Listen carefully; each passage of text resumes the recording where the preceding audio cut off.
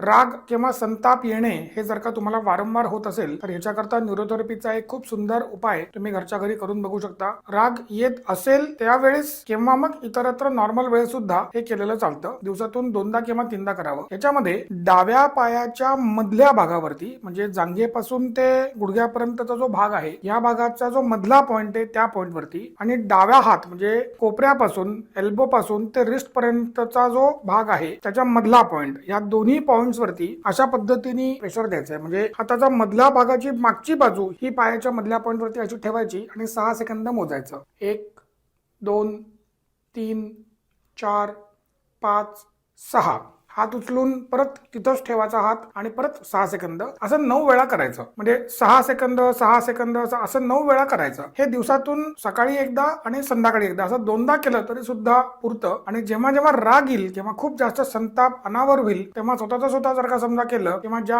आपल्या कुटुंबातल्या जवळच्या व्यक्तीला राग आलेला आहे त्यांना जर का समजा आपण करून दिलं तर राग कमी होण्यासाठी किंवा संताप कमी होण्यासाठी किंवा कुठल्याही प्रकारची अँझायटी कमी होण्यासाठी सुद्धा ह्याच्याने मदत होते. आपण करून बघा आणि न्यूरोथेरपीच्या व्हिडिओ उपचारासाठी आपण आम्हास संपर्क करू शकता. आतापर्यंत जर आपण मला फॉलो किंवा सबस्क्राईब केलं नसेल तर अवश्य फॉलो आणि सबस्क्राईब करा.